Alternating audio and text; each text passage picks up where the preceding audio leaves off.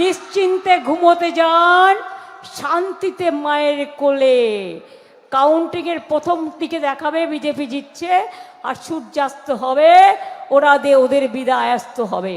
चुनाव के बाद तुरंत ममता दीदी अपनी जगह भाईपो को बिठाने वाली है। भाईपो को आपका सपना पूरा नहीं होगा, भाईपो कभी मुख्यमंत्री नहीं बन पाए।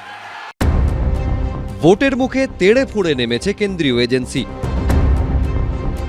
আর্থিক প্রতারণা মামলায় মেয়র পরিষদ ও রাসবিহারীর তৃণমূল প্রার্থী দেবাশিস কুমারকে জিজ্ঞাসাবাদ। পুরসভায় নিয়োগ দুর্নীতি মামলায় বিধাননগরের তৃণমূল প্রার্থী সুজিত বসু ও মধ্যমগ্রামের তৃণমূল প্রার্থী ও বিদায়ী খাদ্যমন্ত্রী রথীন ঘোষকে তলবের পর এবার ইডির স্ক্যানারে বসিরহাটের প্রাক্তন তৃণমূল সাংসদ নুসরাত জাহান। 2023 সালের একটি মামলায় বুধবার তাকে তলব করেছে এনফোর্সমেন্ট ডিরেক্টরেট।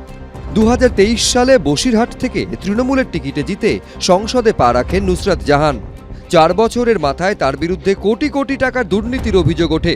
অভিযোগকারীদের দাবি 2013-14 সালে রাজারহাটে ফ্ল্যাট তৈরির জন্য 429 জনের কাছ থেকে 5,55,000 টাকা করে নেয় 7 সেন্স ইনফ্রাস্ট্রাকচার প্রাইভেট লিমিটেড নামে একটি সংস্থা। ফ্ল্যাট তৈরির জন্য ওই সংস্থা মোট 23,80,95,000 টাকা তোলে, কিন্তু 9 বছরেও তারা কেউ ফ্ল্যাট পাননি বলে অভিযোগ। উল্টে তাদের টাকা দিয়ে ওই সংস্থার অন্যতম ডিরেক্টর নুসরাত জাহান ফ্ল্যাট কিনেছেন বলে চাঞ্চল্যকর অভিযোগ ওঠে। প্রতারণার অভিযোগে নুসরাতের বিরুদ্ধে ইডির কাছে অভিযোগ জানান বিজেপি নেতা শঙ্কুদেব পণ্ডা। এত মানি সাইফনিং হয়েছে, অবিলম্বে এটাতে হচ্ছে ইডির এনকোয়ারি প্রয়োজন। আমরা কমপ্লেন করেছি ইডিকে, আমরা ওয়েট করছি। যদি আগামী 2-3 দিনের মধ্যে অ্যাকশন না হয়, then will move to the court. দুর্নীতির সাথে আমি 300% বলতে পারি এবং চ্যালেঞ্জ করে বলতে পারি, যদি আমার কোনো ত্রুটি ভুল আপনারা দেখাতে পারেন, আপনারা যা বলবেন তাই, because this matter is pending in court এবং আমি এটার সাথে কোনোভাবেই জড়িত নই। নুসরাত যদি কোথাও ডিরেক্টর হয়ে থাকে, সেরকম ডিরেক্টর তো অনেক আছে, অনেক লেভেলে ভর্তি। ওদের মধ্যে একজন সাংসদ আছে, তার বিরুদ্ধে অনেক কমপ্লেন দেওয়া সত্ত্বেও ইডি কিছু করেনি।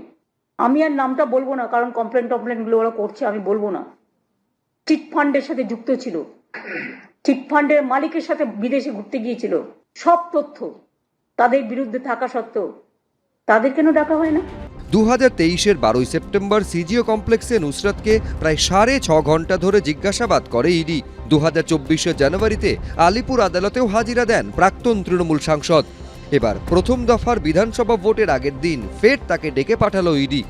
অমিত শাহ বলে দিয়েছেন পুরো চাপ দাও। ইডির লোকজন যারা তদন্ত করে তাদের মাথার চুল খাড়া হয়ে গেছে। তারা সব ফাইল বার করছে, পুরনো ফাইল আছে, কোথাও কার সঙ্গে কাকে জোড়া যায়, কার সঙ্গে কিসে জোড়া যায় করে তারা করছে। ইলেকশন হয়ে যাবে, মমতা বন্দ্যোপাধ্যায় ক্ষমতায় আসবেন, আপনারা দেখবেন সব আবার ঠান্ডা জলে ঠান্ডা হয়ে গেল। সমন দেওয়ার যখন সময় হয় সমন দেবে, যাদের বিরুদ্ধে মামলা আছে তারা সমন পেয়ে ইডির কাছে যাবে, ইডিকে বলবে যে তারা আদৌ জড়িত কি জড়িত না। ইডি ডেকেছে মানে সে অপরাধী এরকম তো নয়, আমরা সেটা বলছি না। সূত্রের খবর, তাকে দিল্লিতে জিজ্ঞাসাবাদের আর্জি জানিয়েছেন নুসরাত জাহান। তবে ইডির তরফে তার আর্জি খারিজ করে সিজিও কমপ্লেক্সে হাজিরা দিতে বলা হয়েছে বলে খবর সূত্রের। এ বিষয়ে প্রতিক্রিয়ার জন্য নুসরাত জাহানের সঙ্গে যোগাযোগ করা হলেও ফোন ধরেননি তিনি। প্রকাশ সিনহা, আবির দত্ত, মুন্না আগ্রওয়াল, এবিপি আনন্দ। এবিপি আনন্দ, এগিয়ে থাকে, এগিয়ে রাখে।